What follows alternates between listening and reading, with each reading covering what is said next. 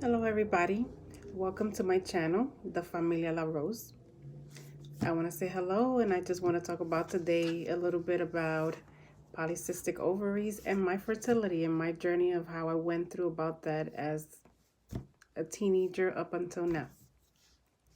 When I was about 17 years old, I had symptoms of a lot of pain on my ovaries, like on my sides, on my belly, and I didn't know what was going on. At 17, what do you know?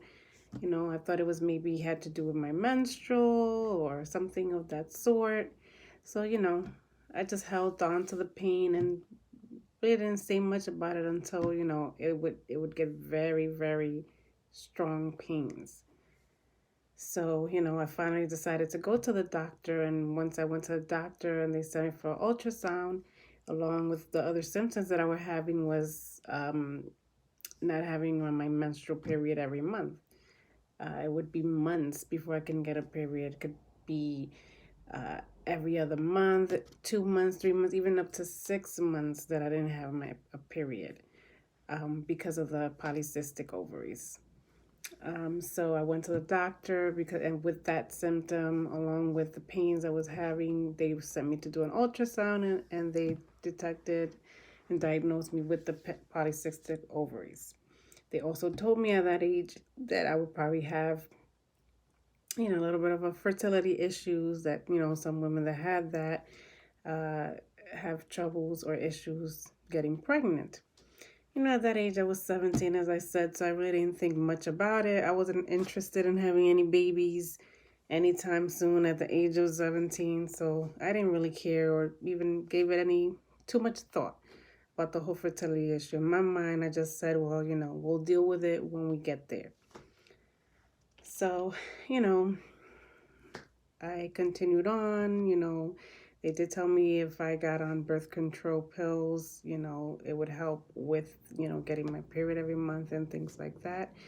I really didn't want to put any medicine in my body, which till today, I don't really like taking, any medicine that I don't need to take.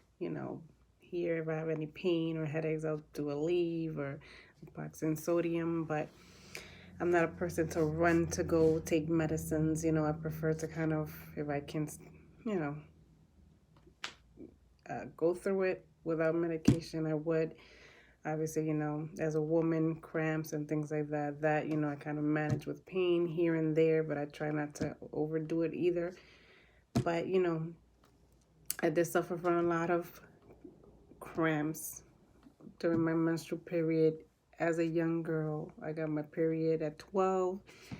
I always suffer from very severe cramps. There were days that I couldn't even go to school because of the severe cramps. So yeah, the naproxen sodium helped for that. As I got older, of course, that subsided. I do get it here and there, but it's not as painful as it was when I was younger. So it's bearable. It's not as bad as it was. So, you know, with that part of it, I'm okay with now.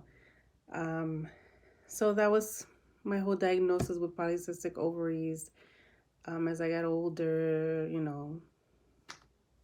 met someone, moved out of my house when I was 20, but that's a whole other story.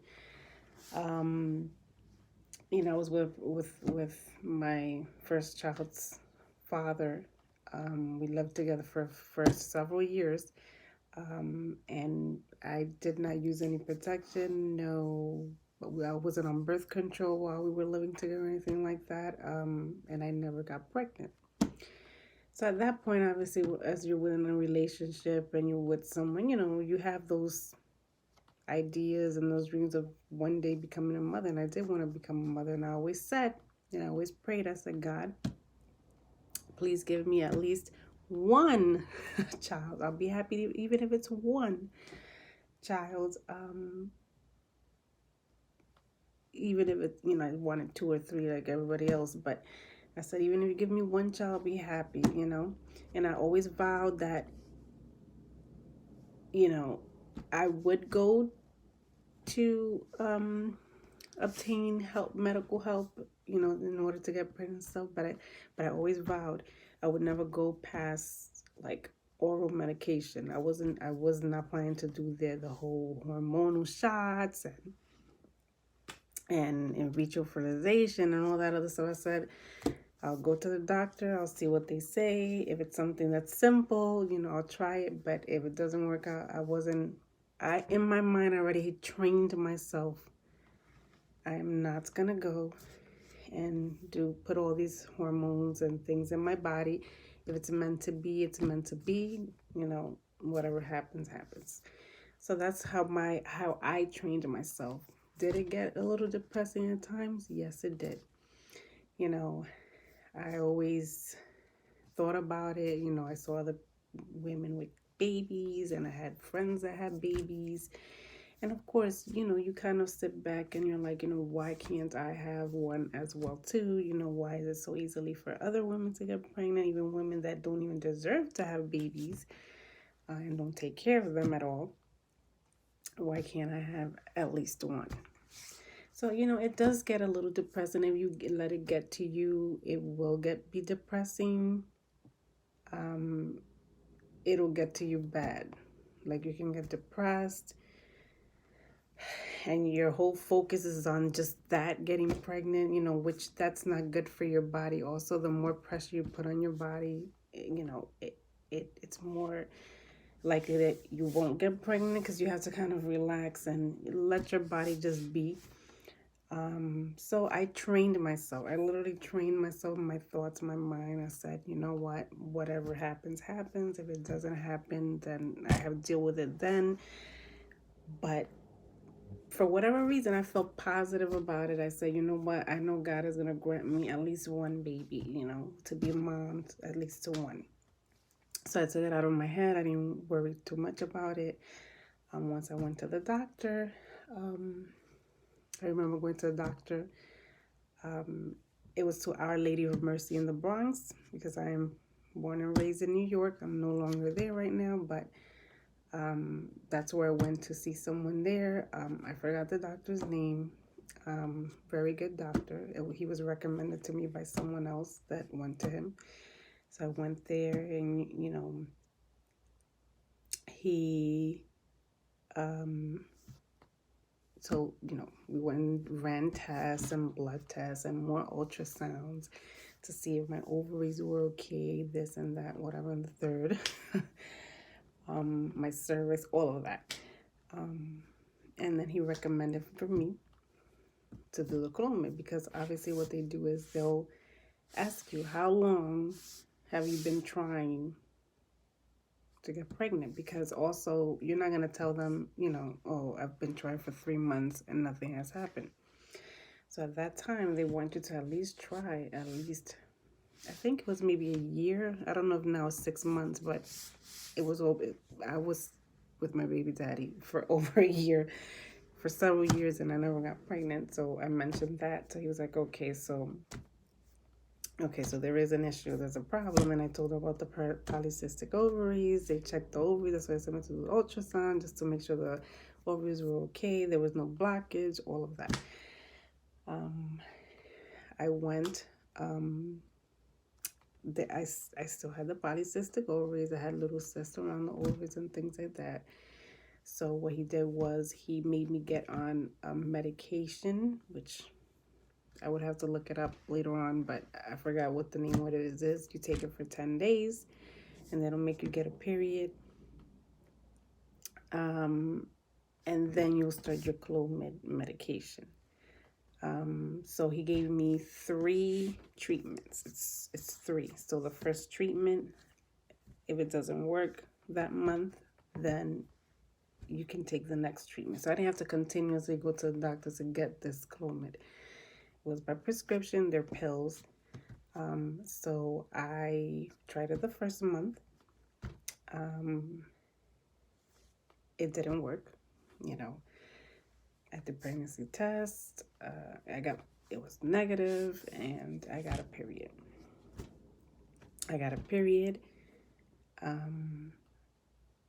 I tried again the clomid the following month. The next month I tried it, it didn't work. So mind you, he only gave me 3 treatments. 3.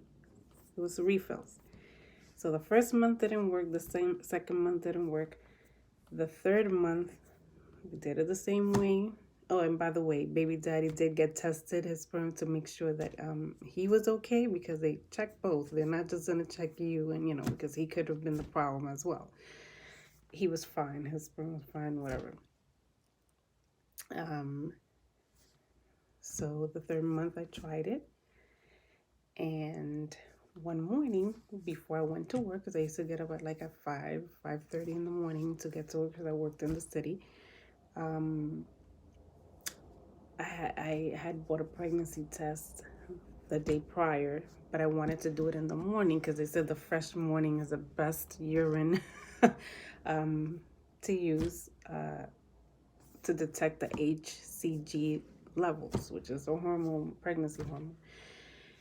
And I took it that morning, and lo and behold, I was pregnant. It came back positive. I was so excited, so happy. Baby daddy was happy. I even called my mother at that time in the morning, 6 o'clock in the morning, and I'm like, oh my God, guess what? I told her I was pregnant and this and that. And of course, my mother's reaction was like, it wasn't the reaction I was expecting. Her reaction was, or her response was, are you sure you're ready for this? And I'm like, why would you ask me that? I'm like, I'm the only child, like I'm her only daughter. And I would have thought that she was excited, which I know she was. She was just more nervous for me as being a first-time mom, because my mother went through things when she had me, and she went through a whole lot of stuff. So, probably that came, like the fear, the nervousness of being a mom is a big responsibility, which people don't think about it when they're wanting to get pregnant or having a baby. You don't think about the actual responsibility that comes behind it in the years to come, which I have a whole lot of story for you about that. Because now that baby that I was carrying, he's now 17, going on 18. So that's a whole nother story about responsibilities. Obviously, it's a blessing. Children are a blessing. They're beautiful. They just give you that energy and that life to just keep going and, hustling for them. But they're very big responsibility. And I didn't think about it that way, because everybody tells you, oh, when you're going to have a baby, you two need a baby and all this stuff, but they don't tell you the other side. They don't tell you the other side of having kids, of pregnancy, how it's going to go, because people say everything is beautiful, everything is wonderful, but you go through things during pregnancy, after you have a baby, once they start getting older, like nobody explains those things to you. You just gotta deal with them as they come. And you don't know what you're gonna get, basically. Some people have great children, others you have to go through it, but nonetheless there's still blessings. And I wanted that baby, and I got blessed with the baby. It was through fertility treatment. But okay, so I was pregnant. I started to get excited. My pregnancy was to the T. My pregnancy was like a pregnancy out of a book. Except for the morning sickness. I've never had morning sickness. Maybe a little bit of nauseousness here and there, but instead of me getting up in the mornings and throwing up and just feeling terrible, I never had any of those with any of them. So that was good. But my first pregnancy was a pregnancy out of the book. I even had him at exactly 40 weeks of my due date.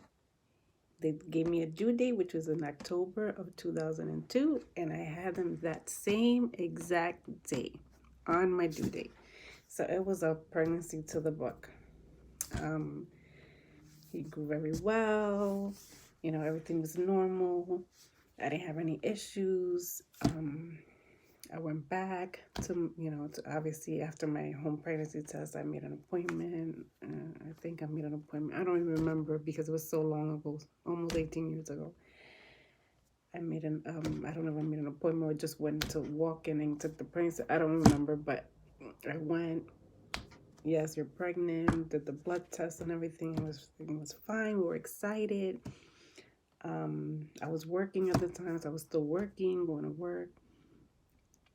So it was great. Then came the what the gender of the baby was gonna be, which baby daddy thought it was gonna be a girl, but I had a boy. This was his first and only boy. Baby daddy had previous children. He had them all girls. All girls. I was the one that had the boy. So we were excited and everything else. Normal delivery, healthy baby, long delivery. I guess my first baby was a long delivery. I was in pain for like days. But normal delivery, vaginal, healthy baby. I was fine. And then reality sank in. I took that baby home and realized the responsibility started. I was responsible. Like, I looked at my baby and I said, my God, I am responsible for this life. And I have to take care of him and protect him. So that was that with my fertility journey. After that, I didn't have any other kids until I was 24 when I had him. I didn't have any other kids until I was about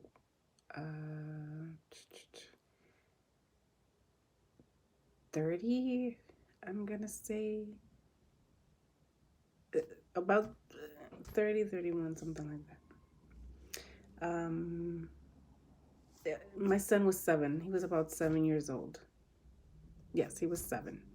My son was 7. So my son was 7. Then I had my next child.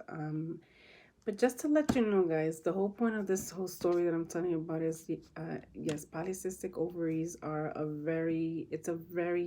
it's painful. You're uncomfortable. Your ovaries are like, you have cysts on your ovaries. They hurt, especially around your menstrual period.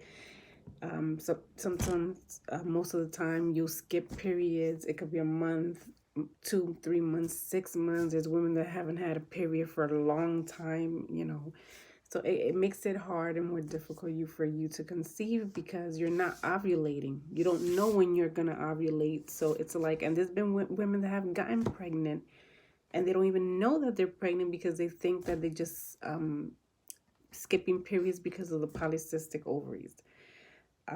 So you don't know, but I did try the fertility. When I got pregnant with my second child, it wasn't with baby daddy. Me and baby daddy were no longer together. I had actually married someone else that I had met. We got married, and my husband, which is my current husband, wanted children. He wanted 6 kids, and I'm like, do you not know that just to have the first one, I had to be on fertility treatment? So I told him the truth from the beginning. I said, you know what? Yes, I would like to have more children. I don't know about the 6 because I didn't want 6. I'm like, I don't know about the 6. I can give you 2 and plus the one that I have already, make it 3, and we're good. He wasn't having that. He wanted 6. I said, we have to compromise. I'm not having 6. I was the only child in my household. I'm not used to all of that. I was like, and mind you, my mom came from a large family. My mother has 10 siblings. My grandmother had 11 kids. So we come from a big family, but my mother and her siblings, none of them had more than 2 or 3 kids at the most. I, on the other hand, that's another story that I'll tell you, in a few minutes. So I got married. He wanted six. I said, no, let's compromise. I'm not going to have six. I'm going to tell you off the back right now. Okay. We dated for about almost 3 years. We got married after dating for 3 years, and he wanted kids right away. So I was fine with that because I was already like 30, 31, whatever age I was. And I'm like, okay, I literally didn't want to have any more kids past that age. I'm like, that was not gonna, I didn't see myself, but because of the circumstances, wound up to be that I married around that age and he wanted kids. He didn't have any kids at all. So I'm like, okay. I told them the truth from the very beginning when we were dating. I was like, listen, when I had my first child, I had a little bit of issues getting pregnant and I had to get on fertility treatment because I have, polycystic ovaries, and I explained to him the whole medical condition and everything. So he was okay with it. He was like, okay, we'll figure that out. God will grant it, because, we're a Christian family. So God will, okay. So I went to the doctor. We got married in July, and then I went like a couple of months after I went to the doctor. I said, you know what? My first son was, I went to a different doctor. My first son was through fertility. And we want to have another baby and whatever. And we kind of tried, like, we were trying right before I went to the doctor, but I already knew there was going to be some issues. In my mind, I thought there was going to be some issues. So I went to the doctor. Gave me, again, they prescribed me the same things they prescribed me with when I had my son, the Clomid and all that other stuff. I did it. The first month, nothing happened. I tried it, I believe I tried it the second month, and it didn't work as well. The third month, I didn't do the treatment. I had changed my mind. I said, you know what? I'm not going to do this. So we did month 1, month 2, it didn't work. So I had that third month, because the doctors do not want you to take Clomid more than that period of time, because it's not good for your body, like your organs and stuff. So they try not to kind of give you the medicine. At that time, that's what they told me. We only give 3 months at a time. We have to follow up with you after that. We're not just gonna give you like a whole refill of months for you to do this. So third month, I didn't take the Clomid. I changed my mind, and I told my husband, I said, you know what? I'm not gonna do this. I don't want to do it with treatment. I said, if we're going to have a baby, God is going to grant us that baby without this. It's going to come naturally. And if it doesn't, then we'll deal with it. But I said, I'm not going to do this. So I changed my mind. I didn't do the Clomid. I went back to the doctor. I said, I was like, I kind of want to do this. So I went on birth control. Because also, my periods and things, birth control will help you kind of. So I got on birth control because the doctors say that it'll help you kind of regulate your menstrual. And then once you get off of it, you can try to get pregnant, because, and see if it works that way, because you'll be ovulating, maybe the next month or 2 or whatever, few periods after you stop taking birth control. So I did that. I said, you know what, okay. I went on the birth control for that month to regulate my period. After that month, I stopped taking the birth control only because I just didn't like the way the birth control felt. The birth control didn't settle well in my stomach. So I stopped it, and I didn't, I wasn't going to go back. I was going to go back at a later time. We were trying to get pregnant before that anyway, so I'm like, whatever. I wasn't thinking anything about him. Well, guess what? Right after I stopped taking my birth control, I got pregnant on my own, naturally. with no issue.